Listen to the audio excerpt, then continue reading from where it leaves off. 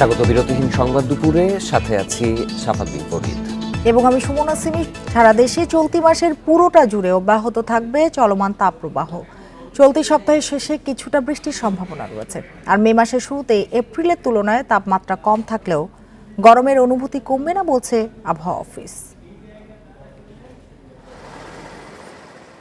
রাজধানী সহ সারা দেশে বয়ে যাচ্ছে মাঝারি থেকে তীব্র তাপপ্রবাহ।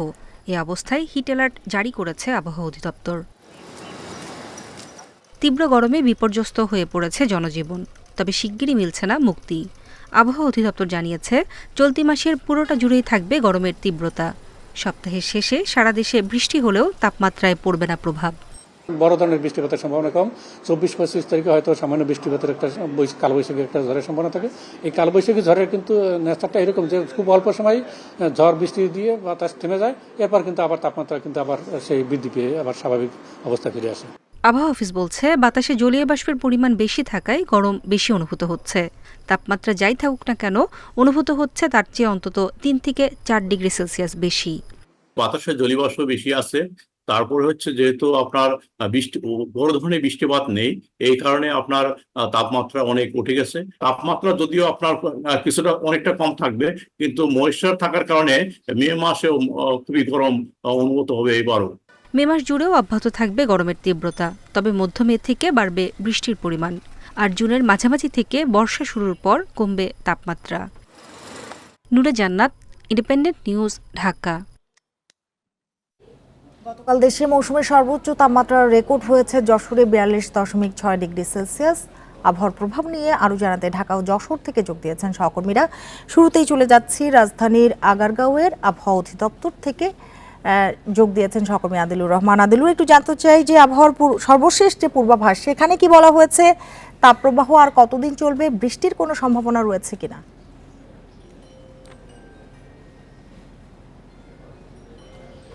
দেখুন, এরই মধ্যে আপনি যেটি বলছিলেন যে গতকাল দেশের সর্বোচ্চ তাপমাত্রা রেকর্ড করা হয়েছে যশোরে 42.6 ডিগ্রি সেলসিয়াস, যেটি অতি তীব্র তাপপ্রবাহ। এবং একই সাথে ঢাকায়ও কিন্তু এবছরের সর্বোচ্চ তাপমাত্রা 40.4 রেকর্ড করা হয়েছিল। আমরা আজকে আবহাওয়ার পরিস্থিতিটা কি সেটি আবহাওয়া অফিসের কাছে জানতে চেয়েছিলাম। আবহাওয়া অফিস যেটি বলছে যে দুপুর 12টা পর্যন্ত ঢাকায় তাপমাত্রা, তারা 12টার সময় তারা তাপমাত্রা রেকর্ড করেছে 36.3 ডিগ্রি সেলসিয়াস। তবে এই তাপমাত্রাটি আরও বাড়বে।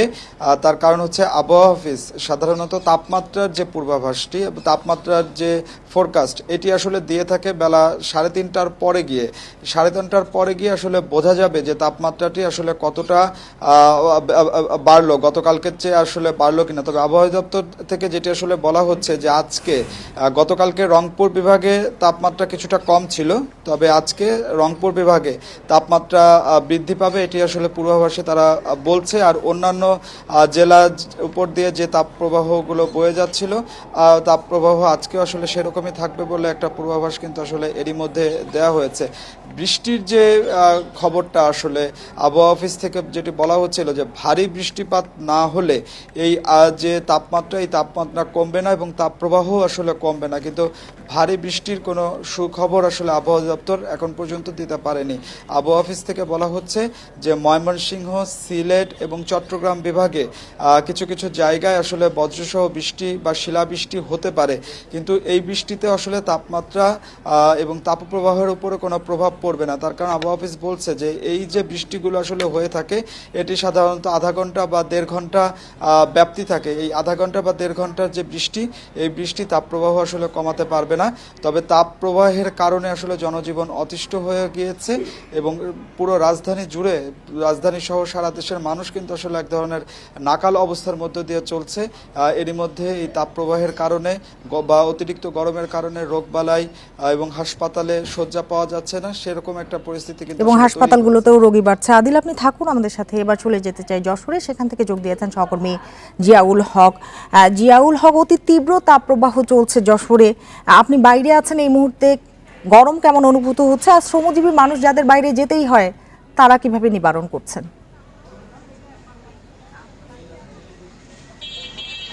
দেখুন, যেখানে ছায়া পাওয়া যাচ্ছে সেখানেই কিন্তু মানুষ ভিড় করছে। সবাই চাচ্ছে যে এই যে তীব্র তাপদাহ এবং রোদের যে প্রকোপ, সেটি থেকে মুক্তি পেতে। আসছে ঠিক 39 ডিগ্রি সেলসিয়াস তাপমাত্রা, কিন্তু তারপরে অনুভূতি কিন্তু অনেক বেশি। এবং আমরা দেখতে পেয়েছি শহর ঘুরে বা গ্রাম অঞ্চলে যখন গেছিলাম সেখানেও কিন্তু আমি দেখেছি যে মানুষজন আসলে কাজ করে যে তারা ছায়ায় করার দিকেই আসলে বেশি ছুটছেন। যদিও এই মুহূর্তে ধান কাটার মৌসুম চলছে, যে কোনো সময় আসলে প্রাকৃতিক বিপর্যয় আসতে পারে, তারপরও তারা চেষ্টা করছেন যে এই তাপপ্রবাহকে আসলে সরিয়ে রেখে তারা এই ধানটি ঘরে তোলার। তারপরও আসলে যেগুলো তাপপ্রবাহ চলছে সেটি আসলে মানুষের কাজকর্ম স্বাভাবিকভাবে করার পক্ষে কিন্তু আসলে সম্ভব না। 14 সালে অর্থাৎ 42.6 ডিগ্রি তাপমাত্রা সর্বশেষ 2014 সালে দেখেছিলাম। এবং আমি যখন আবহাওয়া অধিদপ্তরের সাথে কথা বলেছি তারা যে বিশ্লেষণটি আমাকে জানিয়েছেন যে 2014 সালে এই যে তাপপ্রবাহ ছিল সেটি কিন্তু আসলে দীর্ঘ সময় স্থায়ী ছিল না, অর্থাৎ 4 থেকে 5 দিনের ভেতরে কিন্তু সেটি স্বাভাবিক জায়গায় চলে এসেছিল। এবার কিন্তু আমরা দেখতে পাচ্ছি কিন্তু একেবারেই ভিন্ন পরিস্থিতি। ইতিমধ্যে 10 দিন পার হয়ে গিয়েছে এবং এই 10 দিন কিন্তু 38 থেকে সর্বোচ্চ 42.5 ডিগ্রি সেলসিয়াস পর্যন্ত। এবং এই পরিস্থিতি কিন্তু আরো বেশ কয়েকদিন অব্যাহত থাকবে এমনকি কিন্তু আবহাওয়া অধিদপ্তরের পক্ষ থেকে বলা হচ্ছে। আর যদি সেটি অব্যাহত থাকে সেক্ষেত্রে আসলে মানুষের স্বাভাবিক কাজকর্ম এটি একেবারেই যেমন ব্যাহত হবে, তেমন কিন্তু হাসপাতালগুলোতে আমি যখন গিয়েছিলাম দেখেছি রোগীর কিন্তু অনেক চাপ আছে এবং এই চাপটি ইতিমধ্যে চিকিৎসক এবং সেবিকা যারা আছেন তারা কিন্তু হিমশিম খাচ্ছেন।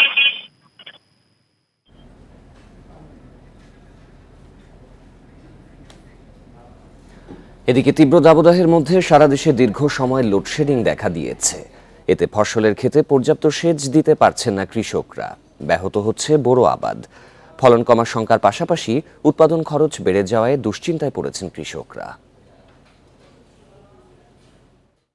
গরমে গ্রাম থেকে শুরু করে বন্দর শহর সবখানে চলছে লোডশেডিং।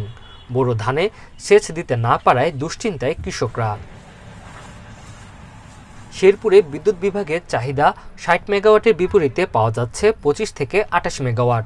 আর পল্লী বিদ্যুতের চাহিদা 80 মেগাওয়াটের বিপরীতে সরবরাহ 50 মেগাওয়াটের কম। এতে হচ্ছে লোডশেডিং, জমিতে সেচ দিতে পারছেন না কৃষকরা। পানির অভাবে ধানে চিটা পড়ছে। 4 থেকে 5 ঘন্টা সারাদিনে থাকে, এর সাথে বেশি বিদ্যুৎ থাকেই না। আমাদের পছন্দ গরম তাপদাহ এবং সেচ চালু থাকায় ডিমান্ড বৃদ্ধি পেয়েছে। তবে আমরা যে পরিমাণ বিদ্যুৎ পাচ্ছি তাতে সেচের কোনো সমস্যা হচ্ছে না। একই চিত্র নাটোর ও লক্ষ্মীপুরে। দিন রাত মিলিয়ে 8 থেকে 10 ঘন্টা বিদ্যুৎ না থাকায় ঠিকমতো সেচ দিতে পারছেন না কৃষকরা। পল্লী বিদ্যুতের দাবি, গরমের কারণে বিদ্যুতের চাহিদা বেশি থাকায় লোডশেডিং বেশি হচ্ছে। 1 বিঘা মাটির ভিতর অ্যাক্সেস না অর্ধেক না যাইতে কারেন্ট চলে যায়, আবার মনে করেন যে ওই জমিতে আবার কারেন্ট আসলে আবার ওইটুকাই হয়। একটানা যদি 10 ঘন্টা থেকে 12 ঘন্টা ভালো ভোল্টেজ নিয়ে বিদ্যুৎ পাওয়া যেত তাহলে পানি সরবরাহ ভালো হতো এবং ধানের উৎপাদন আরও বেশি হতো। আমাদের চাহিদা 110 মেগাওয়াট বর্তমানে আমরা পাচ্ছি। ঈদের আগে আমরা যেটা পেয়েছিলাম 20 রোজার পরে কখনো 70 থেকে 80 মেগাওয়াট, বর্তমানে আমরা 190 100 এরকম পাচ্ছি। কৃষি বিভাগ বলছে ধান প্রায় পেকে যাওয়ায় সেচের ঘাটতির ফলে ফলনের তেমন কোনো প্রভাব পড়বে না। এখন শেষ পর্যায়ে আছে, তো আমাদের লোডশেডিংয়ের কারণে কোথাও কোথাও একটু হইতে পারে, সমস্যা হইতে পারে। তো মাঠের যে অবস্থা আছে এখন আমাদের যে ধানের, এটা এই লোডশেডিংয়ের কারণে তেমন কোনো ক্ষতি হবে না। লোডশেডিংয়ের কারণে দেশের অন্যান্য জেলাতেও সেচ কাজ ব্যাহত হচ্ছে। Tanzil Hasnat, independent news.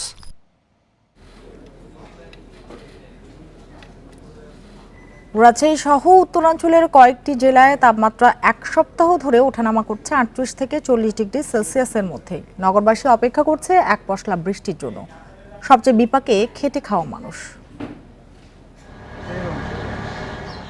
সপ্তাহখানেক ধরে রাজশাহী সহ উত্তরাঞ্চলের বিভিন্ন জেলায় তাপমাত্রা ওঠানামা করছে 38 থেকে 40 ডিগ্রি সেলসিয়াসের মধ্যে। বইছে মাঝারি থেকে তীব্র তাপদাহ। সকাল গড়িয়ে দুপুর হতেই তেতে উঠছে পথঘাট। তৃষ্ণার্ত পথচারীরা ভিড় করছেন পানীয়র দোকানে। তীব্র রোদে ছাতা ছাড়া বের হলে পড়তে হচ্ছে বিপাকে। খুব এই দুর্ভোগ, রৌদ্রের তাপে বের হয় বিপদ। এটা তাদের জীবন চালাতে হবে, এই জন্য তারা চলতেছে। যারা চলার মতন কোনো ব্যবস্থা আছে তারা এই রৌদ্রে বাইর হবে। কাজকর্ম করে খেতে হোক, এই জন্য বাড়ানি। আর যে তাপ মনে হচ্ছে যে মরে যাব। প্রচণ্ড গরমে কষ্ট বেড়েছে খেটে খাওয়া মানুষের। পেটে দায়ে করা রোদ মাথায় নিয়ে বের হচ্ছেন অনেকে। নিতান্ত প্রয়োজন ছাড়া ভর দুপুরে বাইরে বের হচ্ছেন না কেউ। তাপমাত্রার জন্য লোকজন গাড়ি চালাতে পারছে না, আমরা চালাতে পারছি না, একবেলা চালাই একবেলা বসে থাকি। আবহাওয়া অফিস বলছে রাজশাহী সহ উত্তরের জেলাগুলোতে গরমের মাত্রা একটু বেশি। এই অবস্থা চলতে পারে আরও কয়েকদিন। বাতাসে জলীয় বাষ্পের পরিমাণ দিনের মধ্যভাগ সময়গুলোতে 20 থেকে 30% মধ্যে নেমে আসতেছে। এই কারণে অস্বস্তির পরিমাণ বেশি লাগছে। এই সময়গুলোতে সূর্য কিরণ লম্বভাবে কিরণ দেওয়ায় ভূপৃষ্ঠ তাড়াতাড়ি উত্তপ্ত হয়ে তাপপ্রবাহ দ্রুত বেড়ে যাচ্ছে। গরমের কারণে রাজশাহী মেডিকেলে বাড়ছে রোগী। ডায়রিয়া সহ মাত্রাতিরিক্ত গরমজনিত সমস্যায় আক্রান্ত হয়ে গড়ে প্রতিদিন হাসপাতালে আসছেন 150 থেকে 200 জন। Mustafizur Rahman, independent news, Rajshahi. চট্টগ্রামের হালিশহর আর্টিলারি সেন্টারে বঙ্গবন্ধু শেখ মুজিব ব্যাটারি কমপ্লেক্স উদ্বোধন করেছেন প্রধানমন্ত্রী। সকালে এক আড়ম্বরপূর্ণ অনুষ্ঠানে সেনাবাহিনীর নতুন এই স্থাপনার উদ্বোধন হলো। পরে সেনা কর্মকর্তাদের সঙ্গে দরবারে যোগ দেন তিনি।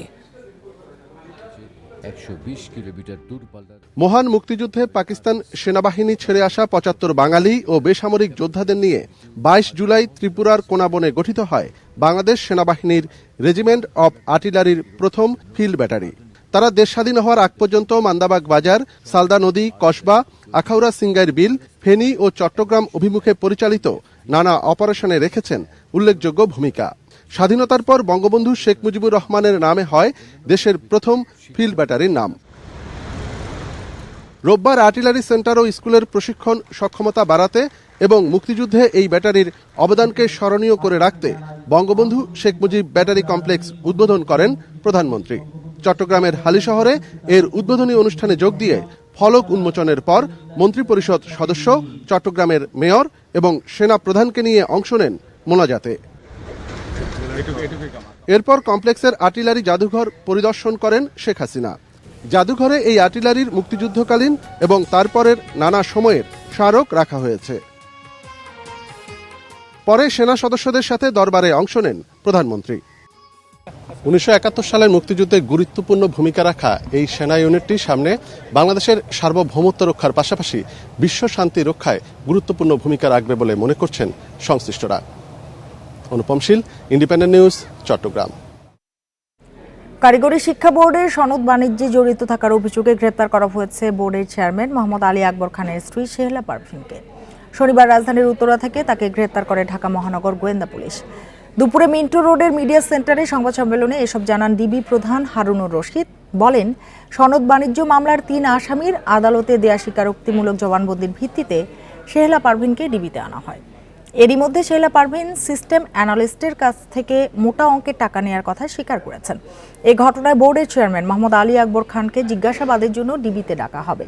জড়িত থাকলে তাকেও গ্রেপ্তার করা হবে। এদিকে এ মামলায় গ্রেপ্তার কয়েকজনকে এরই মধ্যে রিমান্ডে নেওয়া হয়েছে বলে জানায় ডিবি।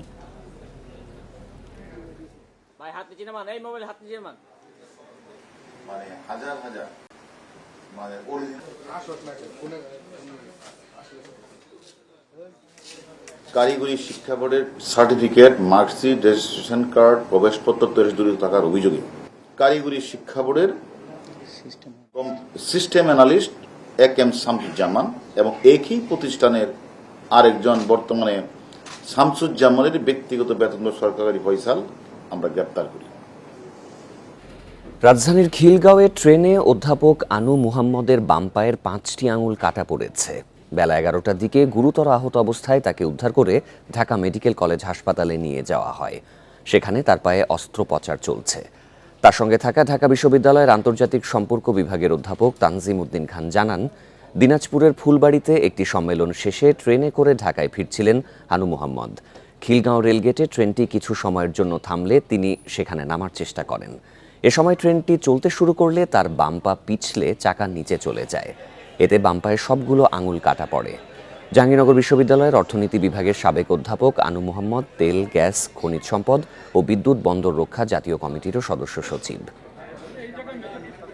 ফুলবাড়ি থেকে ফিরছিলেন, ট্রেন থেকে নামার সময় পড়ে গিয়েছিলেন, আর তখন ট্রেনটা একটু সামনে এগিয়ে যায়, তখন পা কিছুটা ক্ষতিগ্রস্ত হয়।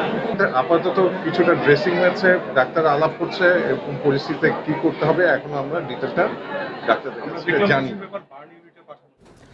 এ বিষয়ে আরও জানাতে পার ঢাকা মেডিকেল কলেজ হাসপাতাল থেকে যোগ দিচ্ছেন সহকর্মী ইকরামুল কবির। ইকরাম, অধ্যাপক আনু মোহাম্মদের পায়ের অস্ত্রোপচার এখনো শুরু হয়েছে কিনা, কর্তব্যরত চিকিৎসকদের কাছ থেকে কোনো তথ্য জানতে পেরেছেন কি?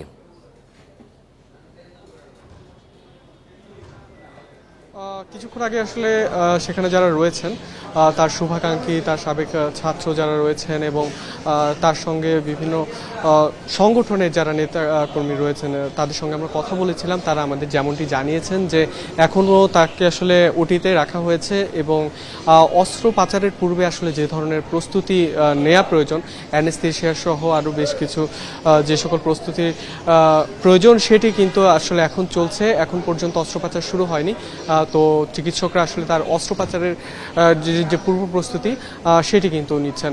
এবং আপনি যা ইতিমধ্যে যেমনটি বলছিলেন যে তার বাম পায়ের যে আঙ্গুল সেই 5টি আঙ্গুলে অর্থাৎ সবগুলো আঙ্গুলে কিন্তু আসলে থেতলে গিয়েছে। তিনি হঠাৎ করেই আসলে পড়ে যান ট্রেন থেকে। তো এখন তার যে বয়স, তো তার অনুযায়ী সে এবং আঙ্গুলগুলো আসলে একদম গুরু গুরু হয়ে গিয়েছে আমরা যতটুকু জানতে পেরেছি। তো যার ফলে আসলে কিন্তু আঙ্গুলগুলো আসলে কেটে ফেলতে হবে। তো সেক্ষেত্রে এখন কিছুক্ষণ পর হয়তো সেই অস্ত্রোপচারটি আসলে হবে। তো আমরা যতদূর জেনেছি তিনি দিনাজপুরের ফুলবাড়িতে ছিলেন। তো দিনাজপুরের ফুলবাড়ি থেকে তিনি ট্রেনে ঢাকা আসছিলেন। তো খিলগাঁও রেলগেট এলাকায় যেটি হয় যে ট্রেনটি কিছুক্ষণের জন্য কোনো কারণে থেমেছিল। তো তিনি আসলে ট্রেন থেকে নামছিলেন। তো নামার এক পর্যায়ে তিনি আসলে পা পিছলে আসলে সেই রেল লাইনে পড়ে যান। তো এমন পর্যায়ে আসলে ট্রেনটি চলা শুরু করে। তো যার ফলে সেই দুর্ঘটনাবশত তার যে বাম পা সেটি আসলে সেই রেল লাইনে চলে যায় এবং তার ট্রেনের কাটা পড়ে এবং তার ডান পায়ের যে বুড়ো আঙ্গুল সেটিও ক্ষতিগ্রস্ত হয়েছে বলে আমরা জানতে পেরেছি। তো চিকিৎসকরা বলেছেন যে আসলে সেই অপারেশন কিছুক্ষণ পর হবে এবং তিনি আসলে কথা বলার পর্যায়ে নেই, তিনি তার জ্ঞান রয়েছে। তিনি কথা বলে আসলে বিস্তারিত জানা যাবে আসলে ঘটনাটা কি হয়েছিল, এখানে কারো গাফিলতি ছিল কিনা নাকি সম্পূর্ণই এটি দুর্ঘটনা, সেই বিষয়টি তিনি গণমাধ্যম কর্মীদের সঙ্গে কথা বলবে কিছুক্ষণ পরে, তিনি আমাদের এমনটি জানিয়েছেন। তো এরপরে আসলে বিস্তারিত এই বিষয়টি নিয়ে জানা যাবে। এখন পর্যন্ত আসলে তারা আসলে তার ভক্ত যারা রয়েছেন বা তার সাবেক শিক্ষার্থী তারা কিন্তু বেশ চিন্তিত এবং তারা কথা বলার মতো পর্যায়ে আসলে নেই। তারা আমাদের এত দূরে যতটুকু জানিয়েছে সেই বিষয়টি কিন্তু আপনাদের সঙ্গে আমরা তুলে ধরলাম। কেমন নিশ্চয়ই আপনি এই বিষয়ে তথ্য সংগ্রহ করুন, পরবর্তীতে আপনার মাধ্যমে আমরা দর্শকদের জানাবো।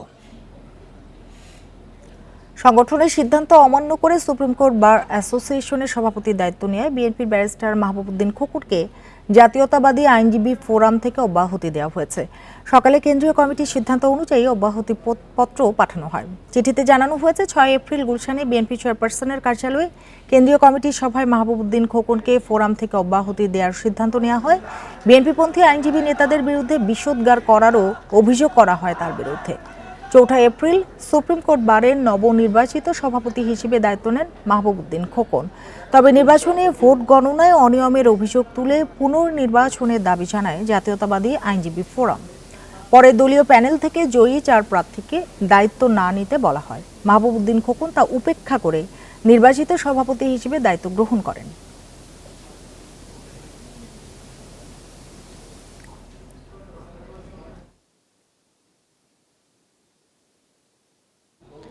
দুই দিনের সফরে কাল সোমবার ঢাকায় আসছেন কাতারের আমির Sheikh Tamim bin Hamad Al Thani. দুপুরে পররাষ্ট্র মন্ত্রণালয়ের ব্রিফিংয়ে কথা জানান পররাষ্ট্রমন্ত্রী ডক্টর হাসান মাহমুদ।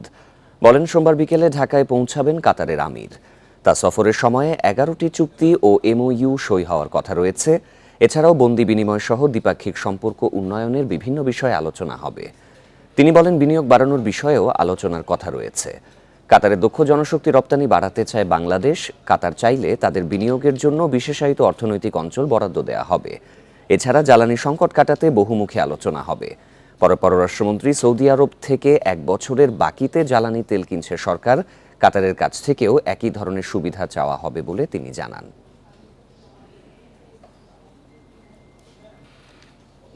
তদুপরি কাতার বাংলাদেশের জন্য জ্বালানি আমদানির ক্ষেত্রে অত্যন্ত গুরুত্বপূর্ণ উৎস।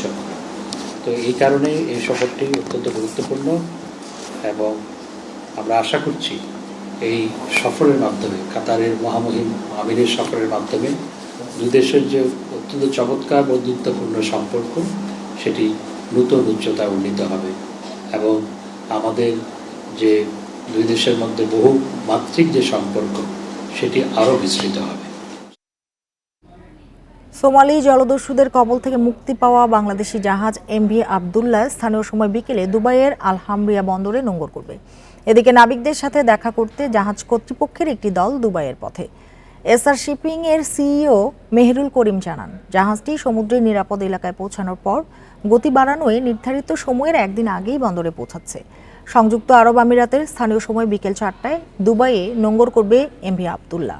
সেখান থেকে জাহাজটির দুজন নাবিক জেনারেল স্টুয়ার্ড মোহাম্মদ নুরুদ্দিন ও সেকেন্ড ইঞ্জিনিয়ার মোজাহিদুল ইসলাম চৌধুরী উড়োজাহাজে করে দেশে ফিরবেন। বাকিরা ওই জাহাজে করেই চট্টগ্রাম বন্দরে ফিরবেন। সেক্ষেত্রে নতুন কার্গো নেওয়া সহ সব মিলিয়ে 15 দিন সময় লাগবে, আর সমুদ্র যাত্রায় সময় লাগবে 10 দিন। 22 তারিখে রাতে বা 23 তারিখে হয়তো দুপুরের দিকে জাহাজ বন্দরে ঢুকবে। আর আমরা তো ইনশাল্লাহ যাচ্ছি, আমাদের অফিসিয়াল আমরা 4 জন। ওখানে গেলে এরপরে বাকিটা ওদের সাথে আমরা গেলে জাহাজে দেখা করব, কথা বলবো, এরপরে ওদের নর্মাল যে রুটিন কাজ ডিসচার্জিং এগুলো ইনশাল্লাহ শুরু হবে। এদিকে সোমালীয় জলদস্যুদের মুক্তিপণ দেওয়ার বিরুদ্ধে কড়া হুঁশিয়ারি দিয়েছে ইউরোপীয় ইউনিয়ন।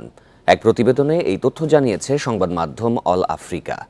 মুক্তিপণ দিলে ভারত মহাসাগর ও এডেন উপসাগরে জাহাজ ছিনতাইয়ের ঘটনা আরও বাড়তে পারে বলে উদ্বেগ প্রকাশ করেছে সংস্থাটি। সম্প্রতি বাংলাদেশে একটি কোম্পানি $50 লাখ মুক্তিপণ দিয়ে সোমালি জলদস্যুদের কাছ থেকে এমভি আবদুল্লাহ জাহাজ উদ্ধার ও 23 নাবিককে মুক্ত করার পরই এই হুঁশিয়ারি দিল ইইউ। গত 12 মার্চ ভারত মহাসাগর থেকে জাহাজটিকে জিম্মি করেছিল সোমালিয়ার দস্যুরা। মুক্তিপণের অর্থ পাওয়ার পর 14 এপ্রিল এমভি আবদুল্লাহ ও এর 23 নাবিককে ছেড়ে দেয় তারা।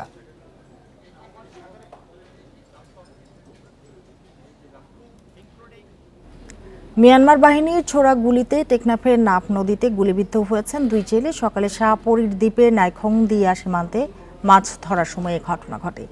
গুলিবিদ্ধরা হলেন মাঝের পাড়া এলাকার মোহাম্মদ ইসমাইল ও মোহাম্মদ ফারুক। তাদের উদ্ধার করে টেকনাফ স্বাস্থ্য কমপ্লেক্সে ভর্তি করা হয়েছে। তবে আহত ফারুকের অবস্থা শঙ্কাজনক হওয়ায় উন্নত চিকিৎসার জন্য কক্সবাজার সদর হাসপাতালে পাঠানো হয়েছে।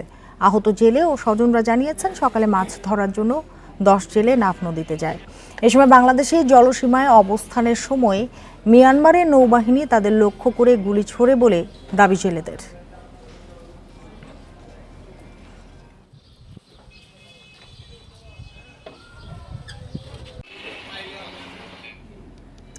আরো জানাতে কক্সবাজার থেকে আমাদের সাথে যোগ দিয়েছেন সহকর্মী তৌফিকুল ইসলাম। তৌফিকুল, একটু জানতে চাই যে ঘটনাটি কখন কিভাবে ঘটেছে এবং এর কারণ কি, জেলেরা কি জলসীমা অতিক্রম করেছিল কিনা, আর এখন যে 2 জেলে আছেন গুলিবিদ্ধ তাদের শারীরিক অবস্থা কি? আজকে সকালে টেকনাফের শাহপুর দ্বীপের খুব কাছাকাছি নাফ নদীতে এই যে গুলিবিদ্ধ হয়েছে 2 জন জেলে, এই ঘটনাটি সেখানে ঘটে এবং মূলত তারা বাংলাদেশের জলসীমায় যে মাছ ধরছিল সেরকমই দাবি করছিলেন জেলেরা। আমি জেলেদের স্বজনের সাথে কথা বলেছি, তারা বলছেন তারা বাংলাদেশের জলসীমার মধ্যেই যে মাছ ধরছিল। তো পাশাপাশি ওই পার থেকে অর্থাৎ মিয়ানমারের ওই অংশ থেকেই 2টি ছোড়া গুলিতেই তারা গুলিবিদ্ধ হয়েছে এবং মোহাম্মদ ইসমাইল এবং মোহাম্মদ ফারুক 2 জন গুলিবিদ্ধ হয়ে প্রথমে তাদেরকে টেকনাফ স্বাস্থ্য কমপ্লেক্সে ভর্তি করায় এবং মোহাম্মদ ইসমাইলকে প্রাথমিক চিকিৎসা দেওয়া হয়েছে এবং মোহাম্মদ ফারুকের অবস্থা আশঙ্কাজনক, তাকে উন্নত চিকিৎসার জন্য কক্সবাজার সদর হাসপাতালে পাঠানো হয়েছে। তবে আপনি জানেন আজকে যে কোস্টগার্ডের মহাপরিচালক তিনি আজকে নাফ নদীর সেই টহল দিয়েছেন এবং সেখানে নৌ মহড়ায় তিনি অংশগ্রহণ করেছিলেন। তো সেই মুহূর্তেই ওই প্রান্ত অর্থাৎ সেই নাফ নদীতেই আজকে গোলাগুলির ঘটনাটি ঘটেছে। ওই প্রান্ত থেকে ছোড়া গুলিতে 2 জেলে আহত হয়েছে। তো আসলে এখন পর্যন্ত আমরা বিজিবির সাথে কথা বলার চেষ্টা করছি, এখনো পর্যন্ত তাদের সাথে আমরা কথা বলতে পারিনি। তবে আমরা বারবারই দেখি যখন ওই প্রান্ত থেকে কোনো গুলি শব্দ আসে বা ছোড়া গুলি আসে বা কেউ আহত হয় বা কেউ কোনো জেলে অপহরণ হয় তখন সঙ্গে সঙ্গে প্রতিবাদ লিপি পাঠায়। তো সেরকম কোনো তৎপরতা আমরা আসলে বিজিবির পক্ষ থেকে এখনো পর্যন্ত দেখিনি। তো আসলে এখন বর্তমানে যে 2 জন আহত হয়েছে, একজন টেকনাফে আছেন, আরেকজন কক্সবাজার সদর হাসপাতালে ভর্তি করা হয়েছে।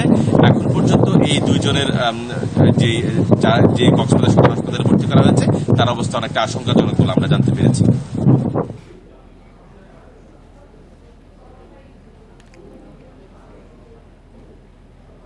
কক্সবাজার থেকে কথা হচ্ছিল সহকর্মী তৌফিকুল ইসলামের সাথে।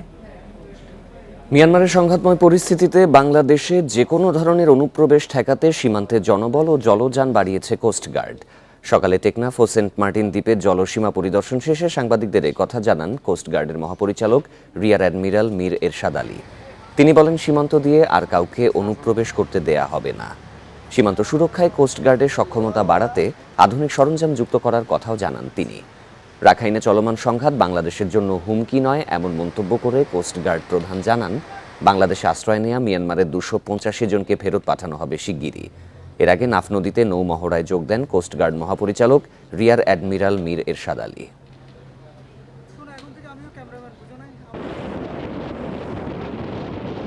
পরিমাণ আমাদের এখানে জলযানের সংখ্যা বৃদ্ধি করেছে, টহল জলযান। সো নাফ রিভারের ভিতরে আমি আপনাদেরকে দৃঢ় কণ্ঠে বলতে পারি, দ্ব্যর্থহীন ভাষায় বলতে পারি যে এখানে আমাদের বর্ডার আসলে সুরক্ষিত। আমরা এখানে যে কোনো ধরনের কোনো অবৈধ অনুপ্রবেশ থেকে শুরু করে অবৈধ কর্মকাণ্ড থেকে শুরু করে সব কিছুর ব্যাপারে আমাদের অবস্থান অত্যন্ত দৃঢ়। আমি আপনাদেরকে দেখছেন বিরতিহীন সংবাদ দুপুর। এরপর অন্যান্য খবরের সাথে আরও যা দেখবেন। আসন্ন বড় মৌসুমে সংগ্রহ অভিযানে ধান ও চালের দাম নির্ধারণ করছে সরকার। 32 টাকা কেজি দরে 2 লাখ টন আমন ধান ও 45 টাকা কেজি দরে 4 লাখ টন সিদ্ধ চাল কেনার সিদ্ধান্ত। ঢাকা মেডিকেল এলাকার দোকানে 48% ফলেই অ্যান্টিবায়োটিক প্রতিরোধী জীবাণু, ধুয়ে খাওয়ার পরামর্শ।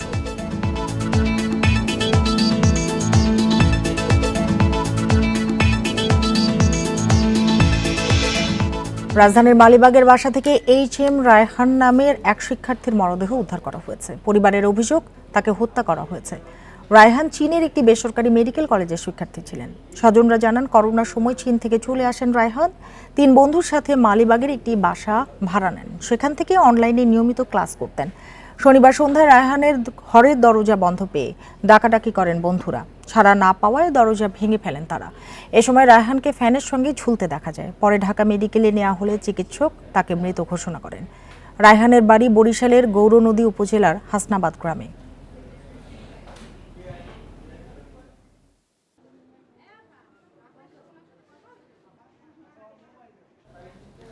মাদারীপুর সদর উপজেলায় রহিমা বেগম নামে 8 মাসের অন্তঃসত্ত্বা এক গৃহবধূকে নির্যাতন করে হত্যার অভিযোগ উঠেছে শ্বশুরবাড়ির লোকজনের বিরুদ্ধে।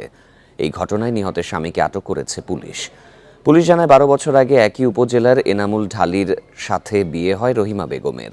বিয়ের পর থেকে যৌতুকসহ নানা কারণে নিহতের ভাসুরসহ শ্বশুরবাড়ির লোকজন রহিমা বেগমকে নির্যাতন করে আসছিল। শনিবার রাতে শ্বশুরবাড়ির লোকজন রহিমাকে নির্যাতন করলে রাতেই মারা যায়। খবর পেয়ে রাতেই মরদেহটি উদ্ধার করে পুলিশ। নিহতের পরিবার থেকে অভিযোগ পেলে আইনগত ব্যবস্থা গ্রহণ করা হবে বলে জানিয়েছে পুলিশ।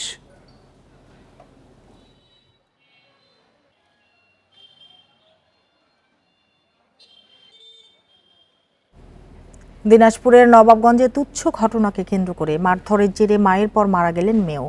সকালে দিনাজপুর মেডিকেল কলেজ হাসপাতালে মারা যান 5 বছরের শিশু আফরিন আক্তার। পুলিশ জানে, শনিবার মোবাইল ফোন দেখাকে কেন্দ্র করে স্বামী স্ত্রীর মধ্যে বাগবিতণ্ডার এক পর্যায়ে গৃহবধূ মর্জিনা বেগমকে মারধর করে স্বামী শহীদুল ইসলাম।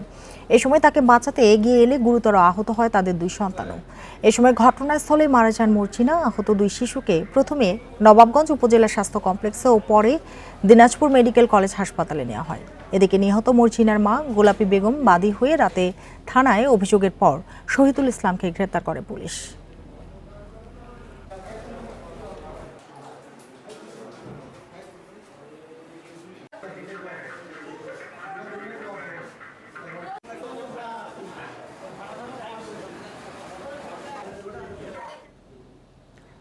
আসন্ন বড় মৌসুমে সংগ্রহ অভিযানে ধান ও চালের দাম নির্ধারণ করেছে সরকার। 32 টাকা কেজি দরে 2 লাখ টন আমন ধান ও 45 টাকা কেজি দরে 4 লাখ টন সিদ্ধ চাল কেনার সিদ্ধান্ত নেওয়া হয়েছে। এছাড়াও 44 টাকা কেজি দরে 1 লাখ টন আতপ চাল এবং 34 টাকা কেজি দরে 50,000 টন গমও কেনা হবে। কার্যক্রম চলবে আগামী 7 মে থেকে 31 আগস্ট পর্যন্ত। দুপুরে মন্ত্রিপরিষদ সভাকক্ষে খাদ্য পরিকল্পনা ও পরিধারণ কমিটির সভায় এই মূল্য নির্ধারণ করা হয়। সভায় সভাপতিত্ব করেন খাদ্যমন্ত্রী সাধন চন্দ্র মজুমদার। 2023 সালে ধান চালের সংগ্রহ মূল্য ছিল যথাক্রমে ধান 30 টাকা, সেদ্ধ চাল 44 টাকা এবং গম 35 টাকা। 5 লক্ষের বেশি যদি পাওয়া যায় আমরা সেই কৃষকের সুবিধার্থে সেই ধান আমরা কেনার জন্য প্রস্তুত আছি। সেটাই কমিটিতে সিদ্ধান্ত হয়েছে। ধানের দাম বিগত দিনে 28 টাকা ছিল, গতবার আমরা 30 টাকা করেছি, এইবার আমরা ধানের দাম প্রতি কেজি 32 টাকা করেছি, কৃষকের দিকে লক্ষ্য রেখে। শেয়ার বাজারের এসএমই বোর্ডে তালিকাভুক্ত ক্রাফটসম্যান ফুটওয়্যার অ্যান্ড অ্যাক্সেসরিজের কোয়ালিফাইড ইনভেস্টর অফারের আবেদন রোববার শুরু হয়েছে। নির্দিষ্ট বিনিয়োগকারীরা আগামী বৃহস্পতিবার পর্যন্ত আবেদন করতে পারবেন। রোববার সকাল 10টা থেকে 25 এপ্রিল বিকেল 4:30 পর্যন্ত আবেদন চলবে। গত 14 ফেব্রুয়ারি বিএসইসির 900তম কমিশন সভায় কিউআইও অনুমোদন পায় ক্রাফটসম্যান। 10 টাকা মূল্যের 50 লাখ শেয়ার বিক্রি করে প্রতিষ্ঠানটি 5 কোটি টাকা সংগ্রহ করবে। পুঁজিবাজারের পোর্টফোলিওতে 30 লাখ টাকা আছে এমন বিনিয়োগকারীরা এসএমই বোর্ডের এই শেয়ার কিনতে পারবেন। কোম্পানিটির ইস্যু ম্যানেজার হিসেবে কাজ করছে গ্রিন ডেল্টা ক্যাপিটাল লিমিটেড।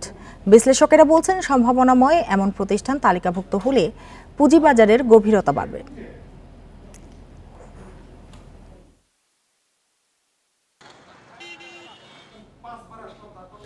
ফল খেলে এবারে রোগ প্রতিরোধ ক্ষমতা আবার সেই ফলই হতে পারে ভয়ঙ্কর।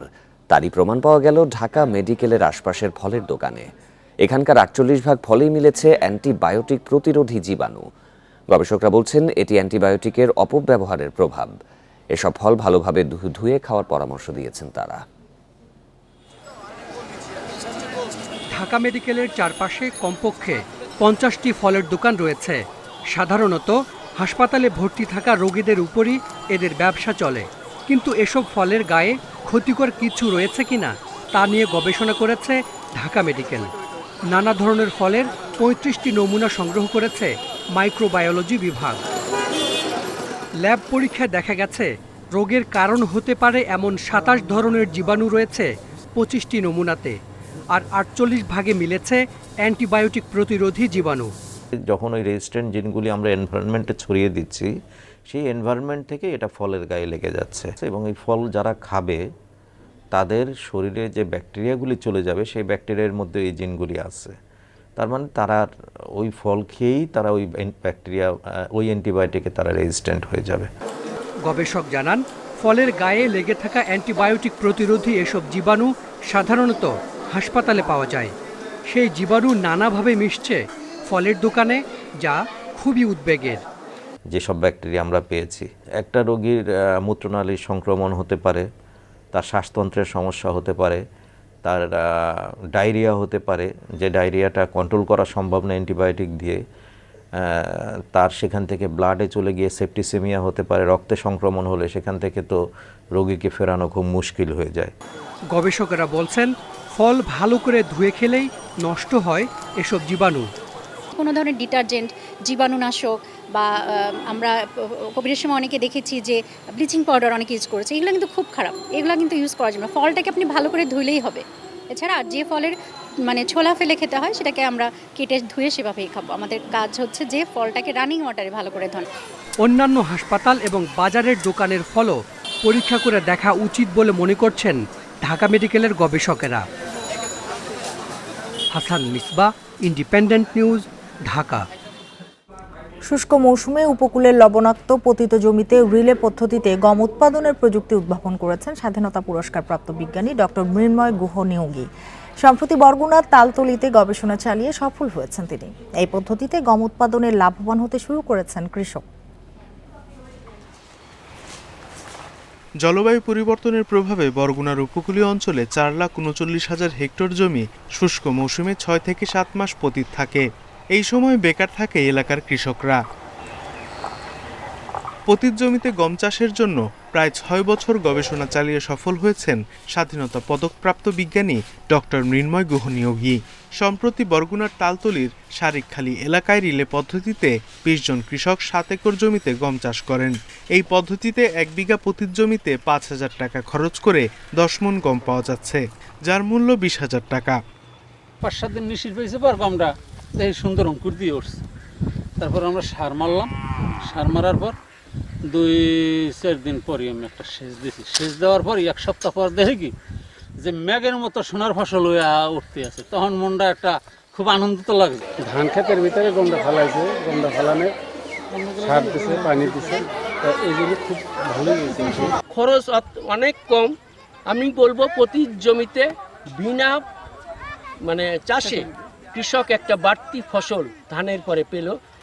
এই বিজ্ঞানীর দাবি, রিলে পদ্ধতিতে গম ফসল চাষাবাদ ছড়িয়ে দিতে পারলে উপকূলের 4,39,000 হেক্টর প্রতি জমিতে 13 লাখ টন গম উৎপাদন সম্ভব। একদম প্রতি জমিতে যে আমি প্রায় 3 টন পার হেক্টর বা প্রতি বিঘাতে 10 মণ বা 400 কেজি গম পাচ্ছি, এটা বিশাল একটা বিষয়। ধানের জমিতে ধান যখন শেষ পর্যায়ের দিকে যায়, কাটার উপযোগী হওয়ার 15-20 দিন আগেই হয়তো বা 20-25 দিন আগে যদি আমরা এই গমটা ভেজা মাটিতে ফেলতে পারি, তাহলে ধান কাটার পরে গমের গাছগুলো তখন তৈরি হতে পারে। দেশে প্রতি বছর 75 লাখ গমের চাহিদা থাকলেও উৎপাদন হয় 11 থেকে 12 লাখ টন গম। Independent news. নির্মাণে ধীর গতি ও জমি অধিগ্রহণ জটিলতায় টাঙ্গাইলের এলেঙ্গা থেকে রংপুর পর্যন্ত সাসেক 2 সড়ক প্রকল্পের সময় বাড়তে পারে। কর্মকর্তারা বলছেন, South Asia Sub Regional Economic Cooperation SASEC 2 প্রকল্পের সময় তৃতীয়বারের মতো বাড়লেও ব্যয় বাড়ছে না। টাঙ্গাইলের এলেঙ্গা থেকে রংপুরের মডার্ন মোড় পর্যন্ত প্রায় 190 কিলোমিটার সড়ক নির্মাণের জন্য 326 হেক্টর জমি অধিগ্রহণের কাজ শুরু হয় প্রায় 4 বছর আগে। তবে বিভিন্ন কারণে বগুড়া, গাইবান্ধা ও রংপুরে মোট 10 হেক্টর জমি এখনো অধিগ্রহণ করা সম্ভব হয়নি। এর ফলে অন্তত 15টি স্থানে বন্ধ হয়ে আছে সড়ক নির্মাণের কাজ। 10 শতক জায়গা এখান থেকে সরকার নিয়োগ করছে নেওয়ার জন্য, কিন্তু এই 4 বছরে ধরে আজ পর্যন্ত আমাদের তিনি টাকা পয়সাও দেয়নি, নেয়নি। অধিগ্রহণ কার্যক্রম চলমান আছে, কিন্তু এখনো আমরা 8 ধারার নোটিশ এখনো পাই নাই, যার কারণে আমরা আমাদের স্থাপনা ভাঙতেও পাচ্ছি না। কর্মকর্তারা বলছেন, জমি অধিগ্রহণ নিয়ে জটিলতা কাটায় খুব শীঘ্রই অধিগ্রহণের কাজ শেষ হবে। আমাদের এক্সিডেন্টরা আমাদের এই লাইনের সকল জেলার বসে তারা যথেষ্ট আন্তরিক, বিশেষ করে গোবিন্দগঞ্জ, গাইবান্ধা এত বেশি জমির মূল্য আমরা কল্পনা করতে পারিনি, সেটা আমরা ক্লিয়ার করেছি। আশা করছি দ্রুত জনগণ টাকা পেয়ে যাবে। প্রায় 16,000 কোটি টাকা ব্যয়ে 2019 সালে শুরু হওয়া সাসেক 2 প্রকল্পের কাজ শেষ হবার কথা ছিল 2023 সালে। তবে করোনা মহামারী সহ নানা কারণে এবছরের জুন পর্যন্ত বাড়ানো হয় প্রকল্পের মেয়াদ। তবে নির্মাণে ধীরগতির কারণে প্রায় 20% কাজ এখনো বাকি। মহাসড়কের কাজ শেষ করতে প্রকল্পের মেয়াদ বাড়ানোর বিকল্প নেই বলছেন কর্মকর্তারা। 190 কিলোমিটারের মধ্যে অধিকাংশ কাজ আমাদের শেষ হয়ে যাবে। আমাদের শুধু 3টা জায়গায় কাজ একটু বাকি থাকবে, সেটা হচ্ছে যে গোবিন্দগঞ্জ, আমাদের হাজিকামরুল ইন্টারচেঞ্জ আর এলেঙ্গা। এই 3টা জায়গায় আমরা জমিটা একটু পরে বুঝে পেয়েছি। প্রকল্পের কাজ শেষ হলে 6 লেনের প্রশস্ত মহাসড়কে গাজীপুরের চন্দ্রা থেকে রংপুরে পৌঁছানো যাবে 5 ঘন্টারও কম সময়ে। Hasibur Rahman, independent news, Sirajganj. হরিণ ও ময়ূর বিক্রির উদ্যোগ নিয়েছে রাজধানীর মিরপুরে জাতীয় চিড়িয়াখানা কর্তৃপক্ষ। অবকাঠামো তুলনায় এসব প্রাণীর সংখ্যা বেড়ে গেছে, তাই বিক্রির এ উদ্যোগ নেওয়া হয়েছে। অন্যদিকে আকর্ষণ বাড়ানোর জন্য শিম্পাঞ্জি ও গরিলা কিনতে চায় চিড়িয়াখানা। ইতিমধ্যে এই সম্পর্কে একটি চাহিদাপত্র মন্ত্রণালয়ে পাঠানো হয়েছে। 2015 সালের জুলাইয়ে একমাত্র শিম্পাঞ্জিটি মারা যায় জাতীয় চিড়িয়াখানায়। এরপর থেকে শিম্পাঞ্জি শূন্য চিড়িয়াখানা, আর গরিলা দেশের চিড়িয়াখানার ইতিহাসে কখনো ছিল না। চিড়িয়াখানা সমৃদ্ধ করতে এবার শিম্পাঞ্জির সাথে গরিলাও কিনতে চায় কর্তৃপক্ষ, আর বিক্রি করতে চায় হরিণ ও ময়ূর। মজুদ থাকা সাপেক্ষে আমরা চিত্রা হরিণ এবং ময়ূর এই 2টা প্রাণী আমরা বিক্রি করছি সরকার নির্ধারিত মূল্যে। সরকার নির্ধারিত বলতে আমরা হরিণের জন্য প্রতিটা হরিণের মূল্য 50,000 টাকা এবং প্রতিটা ময়ূরের মূল্য 25,000 টাকা। এক জোড়া হরিণ কিনতে 1 লক্ষ টাকা আর এক জোড়া ময়ূর কিনতে গুনতে হবে 50,000 টাকা। হরিণ কিনতে বন বিভাগের ছাড়পত্র লাগলেও ময়ূর কিনতে কোনো ছাড়পত্র লাগবে না। শুধুমাত্র লালন পালনের জন্যই হরিণ শুধু বিক্রি নিতে পারবে, এখান থেকে কিনতে পারবে। অন্য কোনো উদ্দেশ্যে যদি থাকে সেটা সম্ভব না। আর এই ব্যাপারটা দেখভাল করেন বন বিভাগ। বর্তমানে 135 প্রজাতির 3,380টি প্রাণী রয়েছে চিড়িয়াখানায়, যার মধ্যে 287টি হরিণ, 197টি ময়ূর আছে। রিশাদ হুদা, ইন্ডিপেন্ডেন্ট নিউজ, ঢাকা। আর এই ছিল এখনকার সংবাদে। সব খবরের আরো বিস্তারিত জানতে চোখ রাখুন ফেসবুক, ইউটিউব এবং এক্সে। ধন্যবাদ সবাইকে।